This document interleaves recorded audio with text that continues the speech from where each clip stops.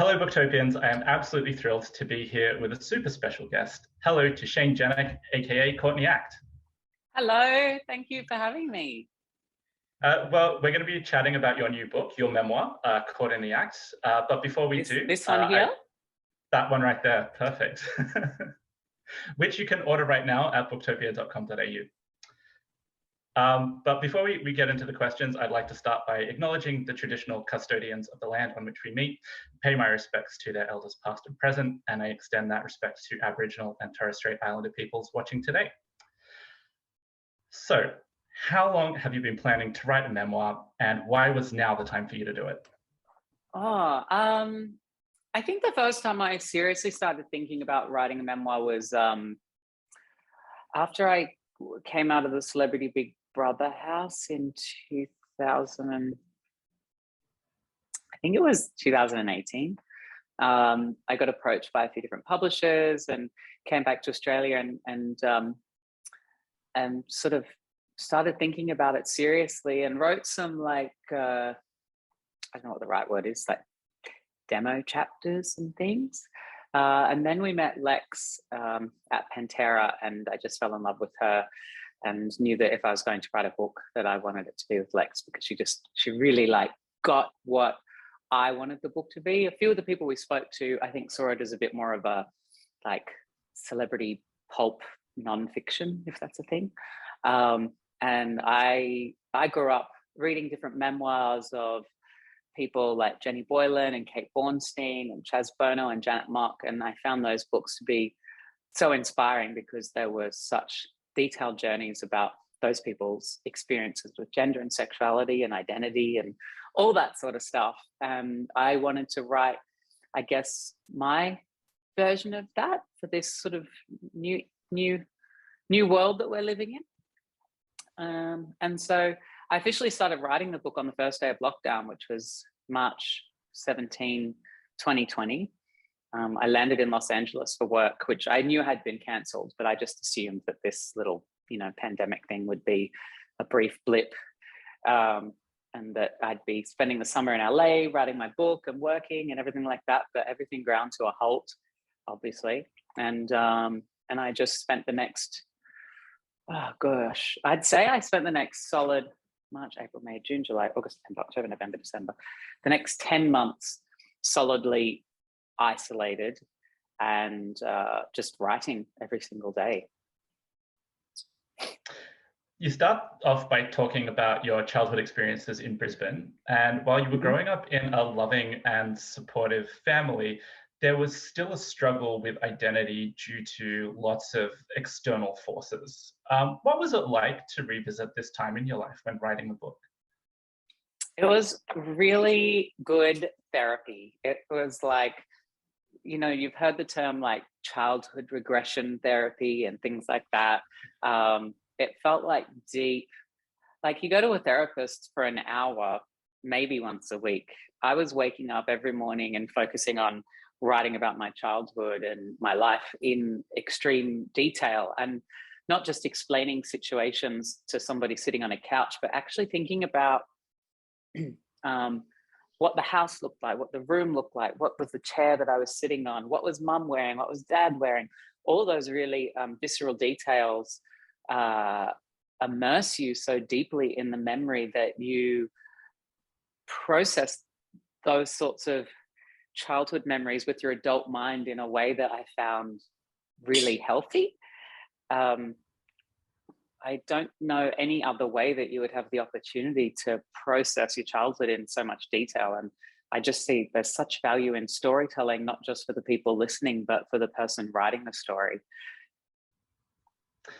You also, you had a love of performing when you were a child, nurtured through your experience with the Fame group, which meant you were able to go out and perform and connect with people who encouraged your love of performance and accepted that. How important do you think that community was to you in those early years?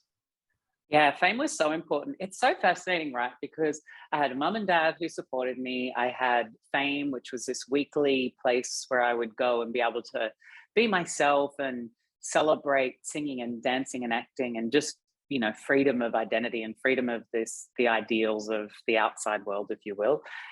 Yet still, I struggled so much with my identity, and I just think I have such compassion for people who don't have supportive parents or supportive, you know, places like Fame to go. I think, gosh, the the struggles that people overcome to be functioning humans in the world is I mean, I know how challenging I found it, and I was so privileged in everything that I had, and mine was just sort of from the societal ideas of what a boy was supposed to be, essentially. And so, yeah, going to Fame was such a wonderful opportunity to express myself. There was no confines of like, oh, this is how a boy should act, or this is how a girl should act, or you should act differently. It was just a place where you got to go and sing and dance and have a good time, and it was a real sanctuary for me as a kid.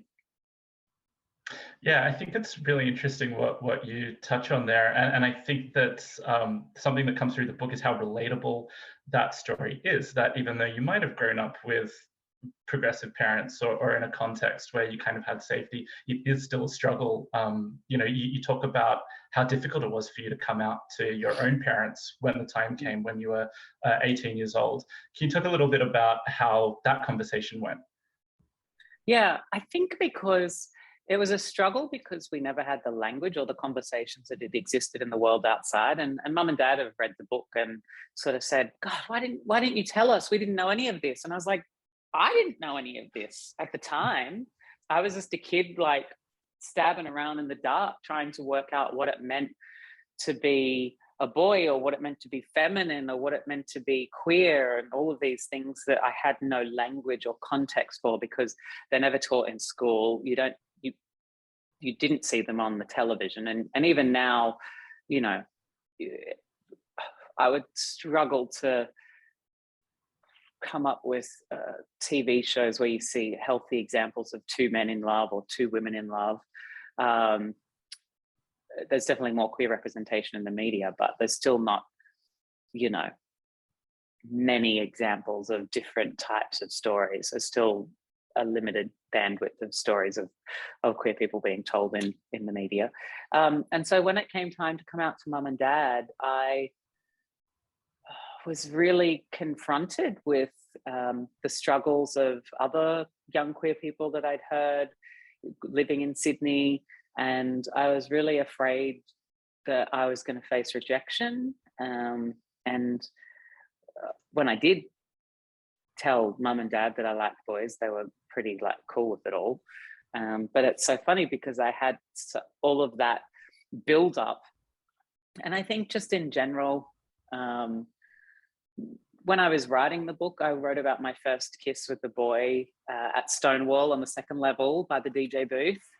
And when I was writing that, what was a really happy, lovely story about my first sort of physical contact with another male, first sexual physical contact with another male, I just burst out crying, and it was like such a healing moment. And I realized that although that was an exciting moment, everything that had come before it, all of the repression and all of the uncertainty about my own identity that led up to that moment was sort of changed in that instant. And I had never really processed that. I just kissed this boy at Stonewall and gone on with my life. But going back and revisiting it as an adult, I just was like, oh gosh, that 18-year-old kid that was like going out on a limb and crossing the threshold of what, you know, you were supposed to do. Obviously these days it's a lot different, but in the year 2000 it was still a pretty taboo subject in the world at large. So yeah, it was wonderful when I was able to revisit all those stories in writing the book, and then also just thinking about my own parents and how they accepted my coming out, and then reflecting back how they had essentially always supported who I was, but we just didn't have the language or the context to understand what that really meant in suburban Brisbane in the 80s and 90s. And I think that comes through in another anecdote that you've got from those early days in Sydney, where you were stopped from having an unsafe sexual experience by somebody.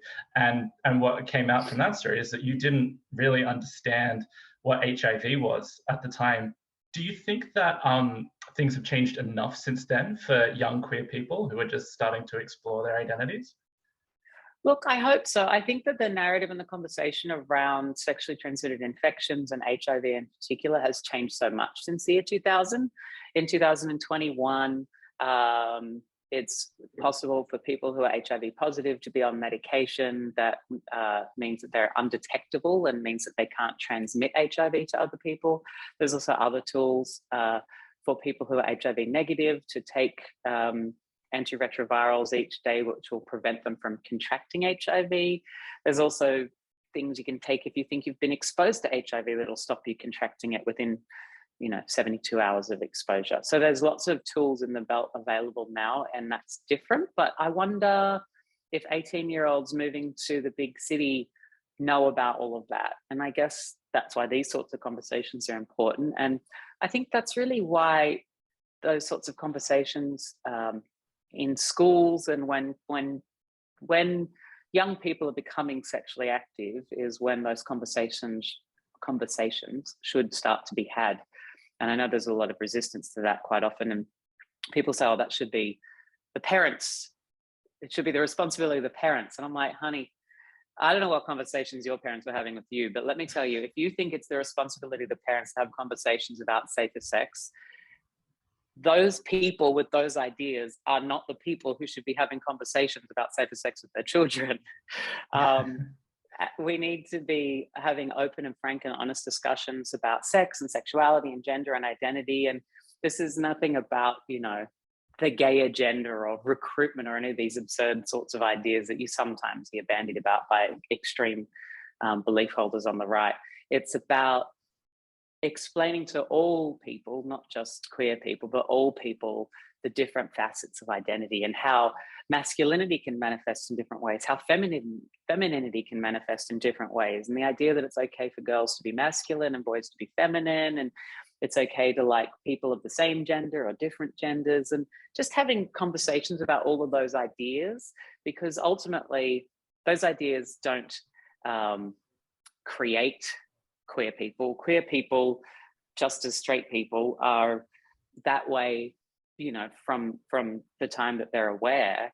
It's more that having that information allows people to make more informed decisions and feel less shame about their own identities. Because if I'd grown up in a world that explained all of those ideas from a young age, I wouldn't be different. My sexuality and gender wouldn't have manifested differently. It just would have been much easier. And I probably wouldn't be writing this book about it all. So in a weird way, there's a silver lining for me. So your early days in Sydney, you kind of had some forays into the drag world and encountering some of the huge characters who were on the scene at the time. Can you paint a snapshot of what the drag scene was like in Sydney in the year 2000? I just remember it being so exciting. We didn't have social media. We didn't really have the internet as such. We didn't have reality television. We didn't have YouTube. We just had, I think the only place you could get news and information was like the TV news or from the magazines, at the Coles or Woolies checkout. Like that was the most immediate information you could get about a celebrity. We didn't know what Kim Kardashian didn't exist. She did, but not in a popular way.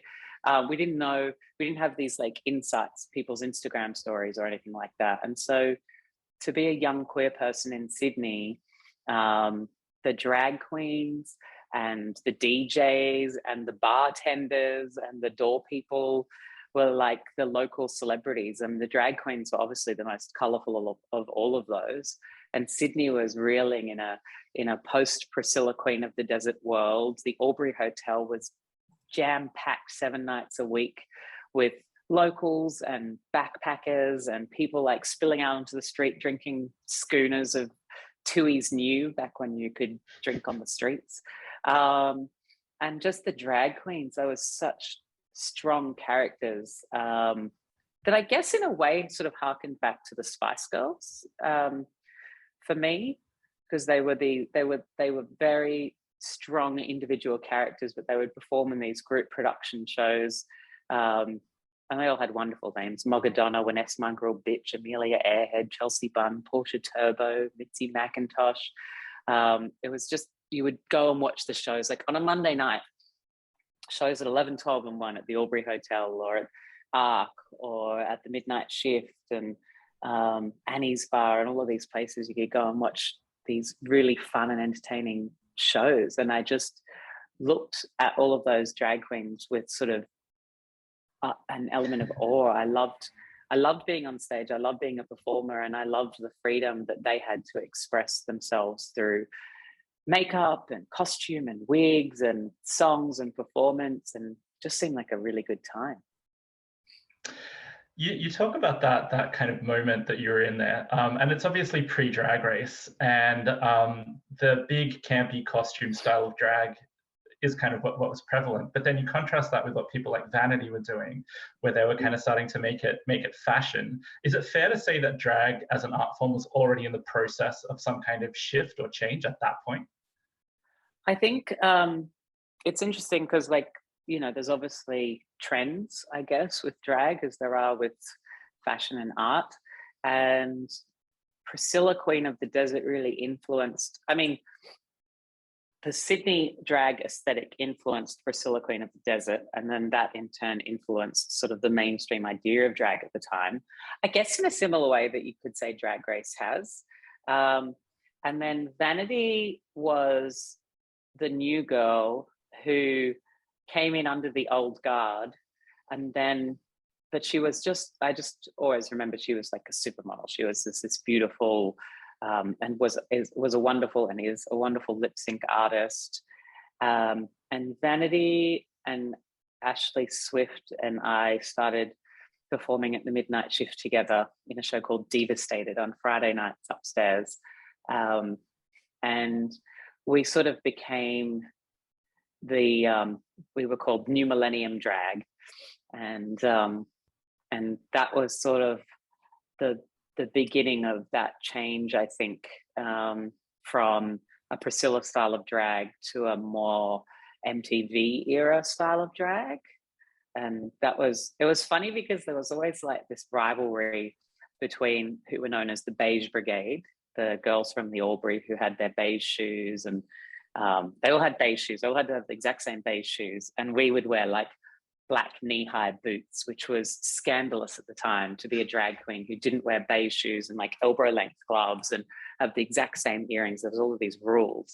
And yeah, we would contour our makeup with different shades of foundation, and they would just use one shade of Krylon Pan Stick in W4, and that was it. That was their foundation color. We would contour and highlight and do all of those things that are probably more known in drag art today. And yeah, it was funny, like having that rivalry between us and them. And at things like the Diva Awards, the Sydney Drag Industry Variety Awards, there was always a bit of an us and them of the New Millennium Drag versus the Beige Brigade. And it was a fun and exciting time. And it was always a friendly rivalry, but there was always like a bit of that, like, you know, they thought they were better than us and we thought we were better than them. And in a strange way, I think that competition drove us all to be better. I like the story that you've got in there about, I can't remember the name of the product, but what everybody used to use for their eyebrows, and how you came back from LA with the 59-cent glue stick from Target, and you're like, this is how you do it. Yeah. We used to use Grimace eyebrow plastic. Different queens would use different wax products, but essentially they're all like a form of eyebrow wax that you would wax over your male brow so that you could draw on a higher brow. But that product just always, it was sticky, and when you put eyeshadow on, it would stick to, it was always very hard, and it would lift, and you'd have to carry a powder puff around all night, and you'd always be pushing in the corners of your brows because they would be lifting. And yeah, and then I came back from LA in 2010. I was like, guys, you can just use a glue stick, like a Elmer's glue stick or a Bock, I think that's a brand. Bosch. Yeah. Goes on purple, dries clear glue stick to glue down your eyebrows. And to me, it was a superior process. Vanity, however, still does prefer the Grimace eyebrow plastic with one coat of glue stick over the top to seal it. So it's a hybrid of both of those. So you mentioned kind of the mainstreaming of drag a little bit before, and again, pre-Drag Race, you're on Australian TV, on Australian Idol in drag. What is your sense of the impact of that? Of you not just appearing in drag on Idol, but on all the talk shows and tours that happen afterwards, and the impact of young people seeing you who might have been struggling and seeing you as a representative of the community in such a mainstream way. Did you have a sense of the impact of that at the time, or is it only kind of in retrospect that you've kind of noticed that?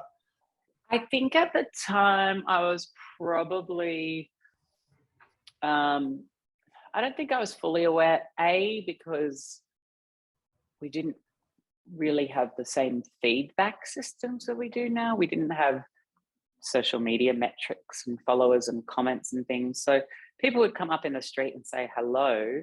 And then perhaps even if I did have those metrics, I may have been a bit too unself-aware at the time to appreciate those positive impacts. I think looking back now, and it's interesting because people will still say, oh, I remember watching you on Australian Idol with my family and coming out to my parents, or explaining, what drag was or what gay was, or, all of those sorts of things. And it's so cool to think about that.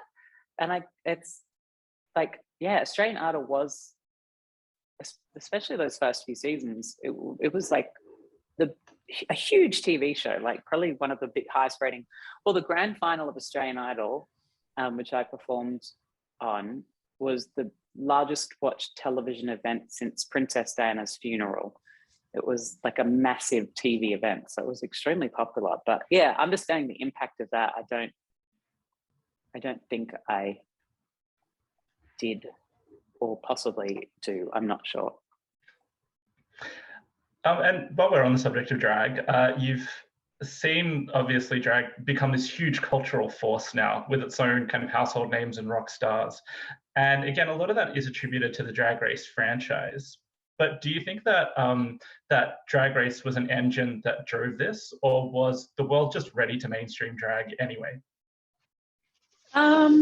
Look, I think you can't underestimate the impact of Drag Race. I think Drag Race gave a platform to a lot of really talented artists, and I think it did it in a way that made it so accessible. Everybody loved it. And then from there, so many individuals from the show have really carved out amazing worlds for themselves.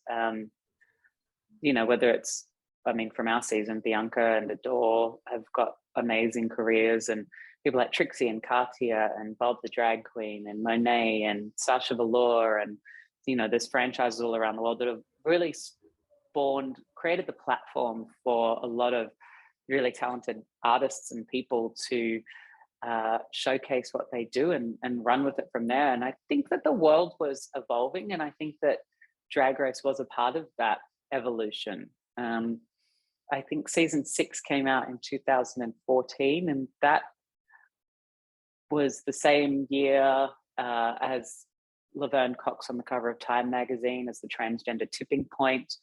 There was all sorts of queer, and not to conflate Drag Race with trans identity, but there was a lot of queer gender visibility and sexuality visibility around that time. And it was really starting to catch fire and turn into what I have seen as being a real revolution over the last 6 or 7 years when it comes to sexuality and gender identity and pop culture, and the conversations we're willing to have, and the spaces that people are allowed to have at the tables. It's just changed so significantly. And it's not just one person. It's not tokenistic anymore. There's a lot of space being created for a lot of different people. So throughout the book, you have lots of little interludes that you call Courtney Facts. Always a fan of a pun, so that's great. But it's almost like a live glossary throughout the book of terms and concepts around sexuality and gender identity, where you can kind of explain what some of these things mean. At what point in the process of putting the book together did you decide to add these in? It was near the beginning, I think, just because as I was writing, I wanted what I was writing to be accessible to everyone. And I knew that a lot of the terminology, just terms like trans and cis and queer, aren't maybe top everyday words for a lot of people who are reading the book. I didn't want to just speak to people on the inner circle of queer identity politics, and even you know, friends of mine who are professional, you know, critical thinking people.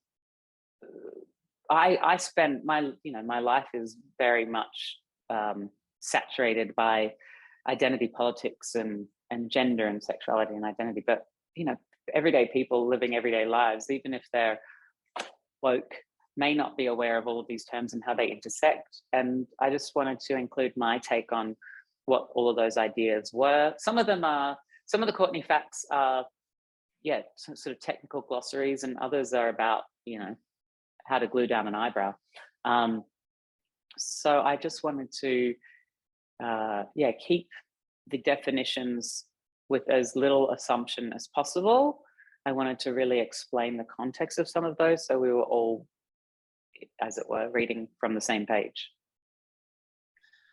In terms of your own gender identity, you talk about, again, the power of language in that, and how your struggle kind of ended when you found the words to describe and understand what is meant by being gender fluid, which I hope is not a spoiler for the book. But what has that understanding meant for you?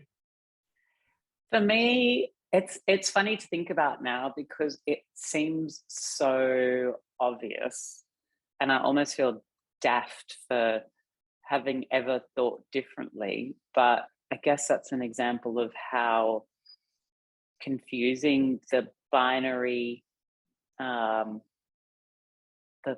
like offering of the world is, like the idea that there's a man and that there's a woman and that there's gay and that there's straight, and the idea that boys wear blue and girls wear pink. Even though my career was a drag queen, I still was really compartmentalized in the ideas of what was okay for a boy or what is a real man. And I guess all of those, what we maybe popularly refer to as toxically masculine sort of ideas about what someone who is born with a penis should act like and feel like and think like. And so in 2015-ish, the idea that gender fluidity was a thing, that it was okay for boys to be feminine and girls to be masculine, was such a liberating concept for me. Again, it seems so obvious now. Like, I'm like, yeah, of course, boys can act and feel and think in different ways, in ways that are both feminine and masculine, or just feminine or just masculine. But at the time, that label was so intrinsic, so important to my intrinsic understanding of who I am, that it really liberated me from what had been a lifetime of struggle about my gender identity. Now, like, I don't wander around thinking like I'm gender fluid. I'm just like, oh, gender is fluid. I express my gender however I like. Like, I mean, I don't think there's anything particularly radical about this top, but the me of 2013 would have never been caught dead wearing a pink shirt because I thought that pink was a girl's. Like, is that? I mean, also, like, the world has changed its opinion on pink. I mean, these days, you know, I'll often say to a friend, "Oh, I saw his nail polish, and that's how I knew he was straight." You know, there's a whole new world out there. But I really found comfort in the label gender fluid, and just this very, very simple idea that however I expressed myself, however I felt inside, that was correct, regardless of whether I was born with a penis or not, which I was. You also talk about, you also talk about using Courtney to kind of explore, or to have the permission to kind of explore your feminine side early on. What does Courtney actually mean to you? Because it seems, as somebody who's a fan and has watched your career, you know, a lot of drag queens have a character that they play when they're in drag, whereas you and Courtney seem to be very, very close. Do you view her as somebody separate, or is she just you wearing girl clothes? Yeah, it's interesting because I think about, say, someone like my friend Willem, who has the same name, whether they're in drag or out of drag. And in a way, I almost wish that I didn't have a drag name because, I mean, whilst for the beginning of my career, there were two separate boxes, like I compartmentalized them in my head in order to make the idea of femininity socially acceptable, because strangely, drag was okay, but being a feminine boy was not. So even at that stage, I was trying to be a boy when I was a boy and a girl when I was a girl, and never the twain shall meet. Now, I think people see the visual being different. They see someone who looks like a boy and someone who looks like a girl, and they say, oh, this person's called Shane and this person's called Courtney. And so there's a disassociation perhaps in other people's minds about who I am, and they might see two different characters. But for me, the world looks exactly the same regardless of how I'm dressed. I guess it's like if you're in a police officer uniform and you go to work, people might treat you differently than if you're in, you know, grey sweatpants at the gym.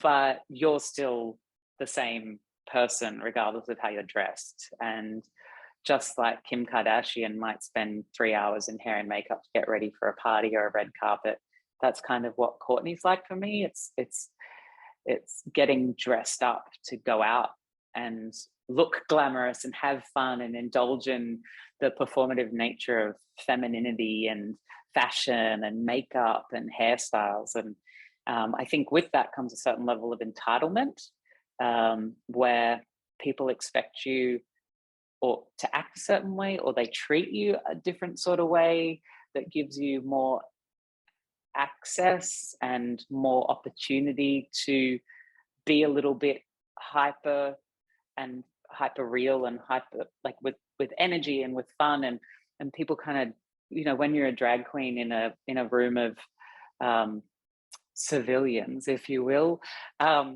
people are like interested in that. Or when you're a glamorous woman in a space of people in normal, I mean, even if you're at an event, quite often being in drag is still heightened from other women on the red carpet, right? And so there's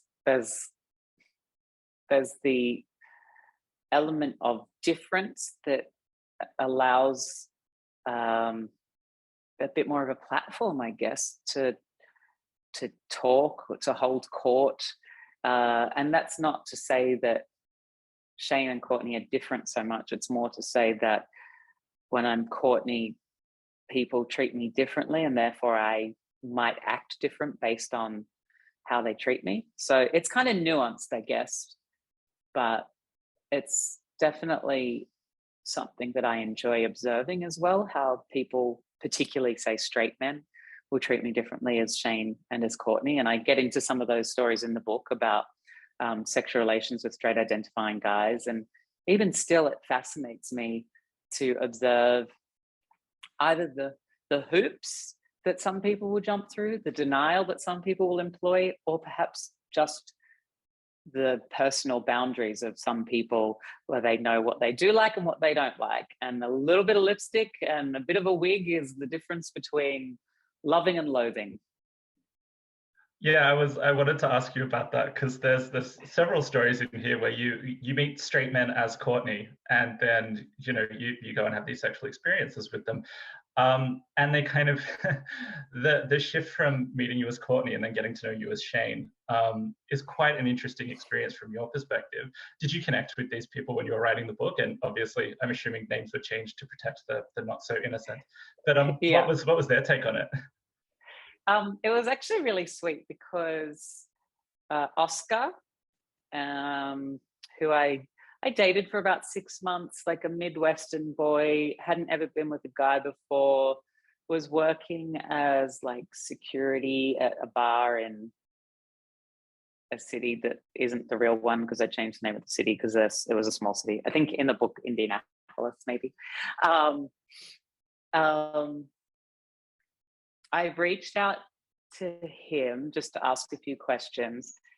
And I can't remember if I included this part in the book or not, but long story short, he sort of ghosted on me on Valentine's Day.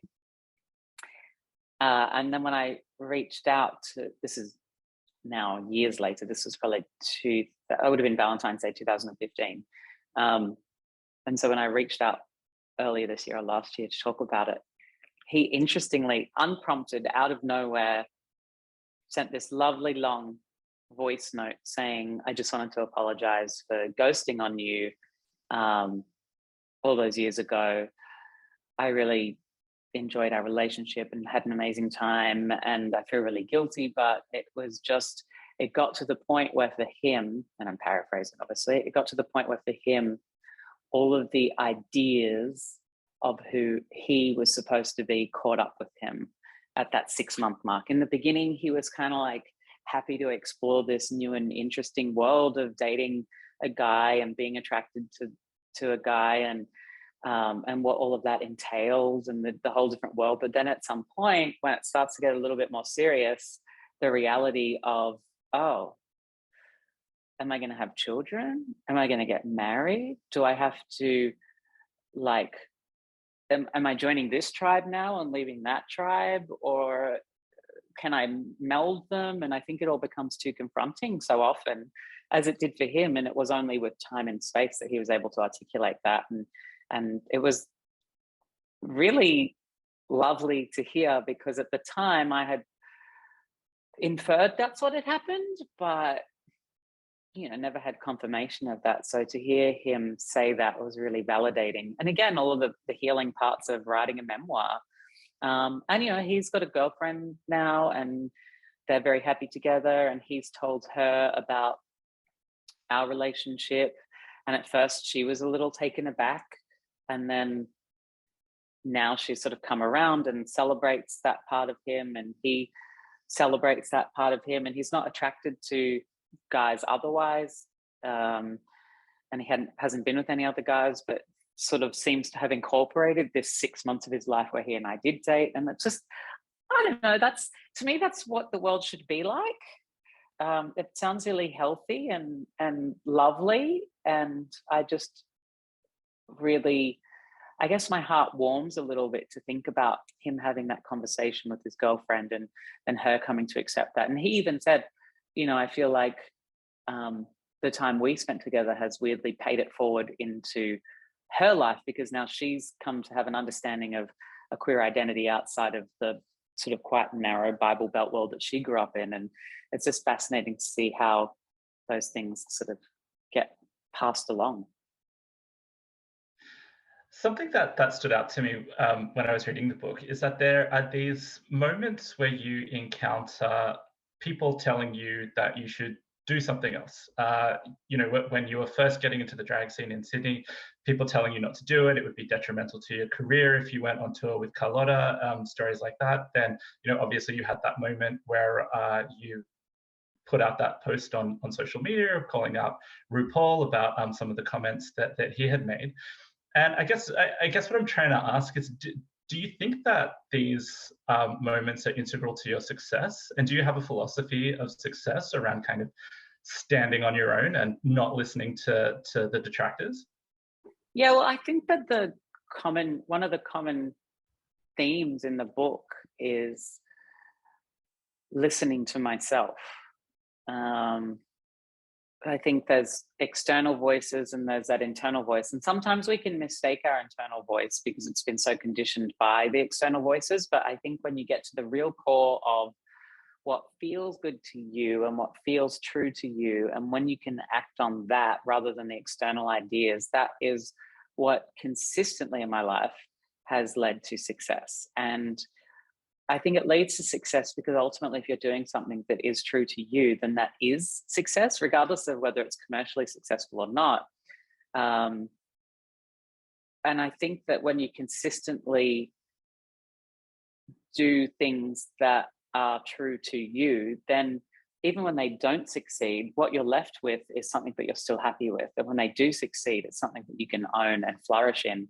And I mean, the record contract with Sony BMG is one of those things where it never quite sat right at the song. I thought there was better songs. The music video, I wasn't quite sure about the way that they approached the publicity surrounding my music release, which was essentially that I was a girl, that I wasn't a drag queen, that I wasn't, I had my whole narrative from Australian Idol didn't exist. And I remember being in a boardroom and having press come in and do meeting after meeting where they just wanted to ask me about Idol and the fact that I'd gone along the first day as a boy, got knocked back, went back the next day in drag as Courtney and made it through.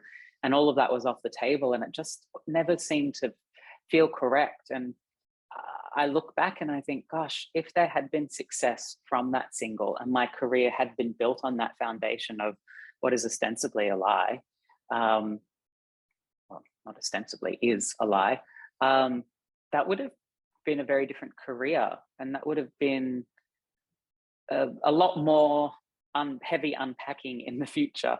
And so in some ways, that failure was a particularly good one. And from that, I came to understand that there was many ways of doing things.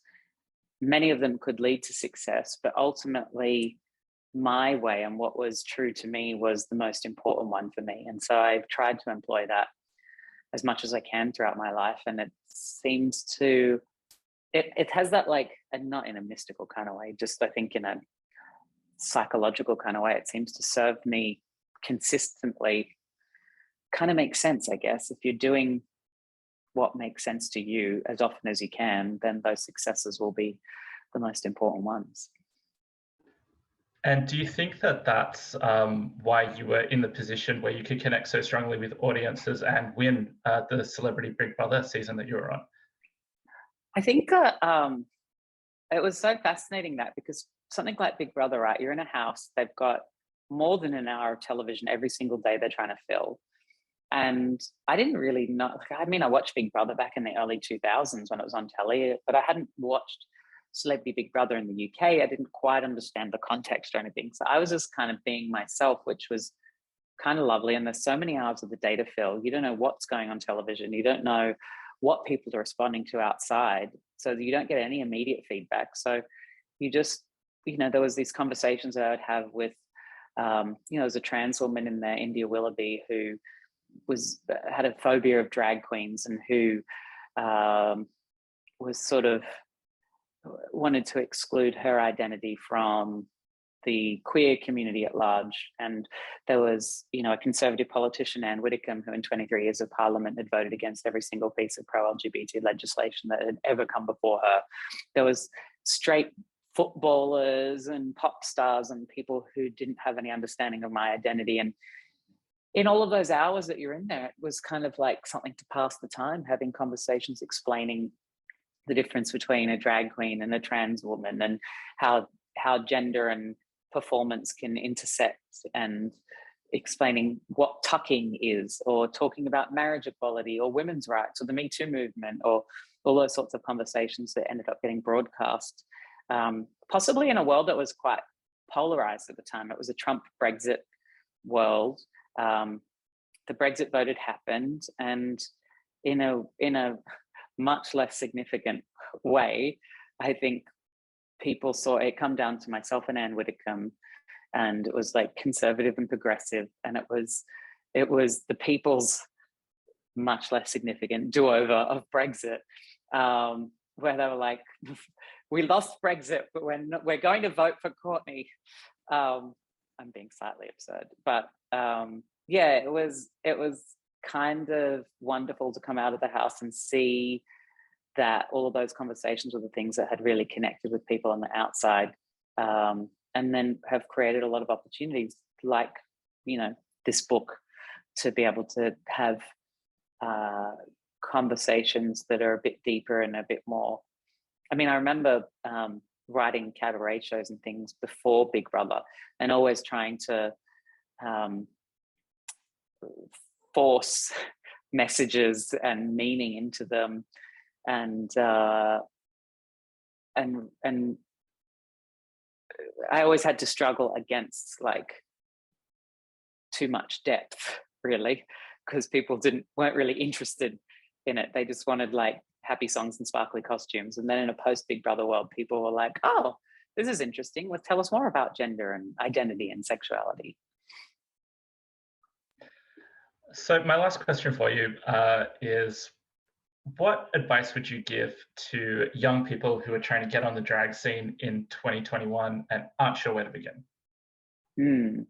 I think that drag is a wonderful form of creative expression. And I think that I always like to think about what your motivations are for doing drag, first of all. If you want to do drag because you want to be an influencer and you want to be on television, you want to be on Drag Race, and you want people to like you and follow you, I would probably, I don't know, those seem like the least important reasons to want to do drag. If you love the idea of creative expression, of performance, of costume, of art, and that's something that makes you tick, I say dive right in. And I mean, most cities have got, well, depends on whether you're in a lockdown right now or not, but most cities have got some form of like open mic night. Polly's Follies at the Stonewall Hotel has been, I think it's the longest running drag show in the Southern Hemisphere. I saw on Facebook the other day. It's like a Sunday night at Stonewall, and Polly, the host of the show, will have girls come up and do numbers, and you don't have to have any experience. It's like open mic night at a stand-up comedy, but it's like the drag version. Just get in front of audiences, go out socially. I mean, that's what I did in the beginning. It was about just going out and having a good time with your friends and getting to wear a fun, it wasn't a fun costume, but it was like a white lycra skirt from Hound Dog and a pink sequin boob tube from Hound Dog. It wasn't even like that exciting, but it was exciting for me. And that led to everything else. I think there's such an imposition on young drag performers to be perfect from the minute they walk out the door. And I think the problem with that is that so often they don't learn through trial and error. They just copy from YouTube or Instagram. And I think for me, drag is about discovering who you are and what speaks to you, and trying different things whenever you go out. Vanity always used to say to me, try something different every time you do your makeup. And I didn't understand that at the time because I was so incapable of doing my makeup that just getting it done was hard enough. But now I understand. I'm like, oh, I'm going to try this time. And like every time I think about the look and the hair and the jewelry and the dress and the number that I'm performing and how it all goes together. And for me, that's one of the most exciting things about it. Thank you so much for your time today, Shane. We really appreciate you talking to us, and congratulations on Courtney Act, which you can order right now at booktopia.com.au. And I'm about to go upstairs. I was coming to you live from the boardroom upstairs before, but unfortunately the Wi-Fi wasn't strong enough. There's like 700 books that I'm about to go sign for Booktopia one by one. So I know that if on Booktopia the signed copy logo is still on it, there's still some signed copies left. So get in and get them. But I'm sure they will go very fast. I'm determined to beat Lisa Wilkinson from the up the ladder, although I'm sure that I won't, because I did read some pages of her book stuffed into the packing of the boxes of these books, and I was like, oh, that's so juicy. There's lots of juicy things in here too, so I hope you enjoy reading it. Thanks so much for your time, Shane.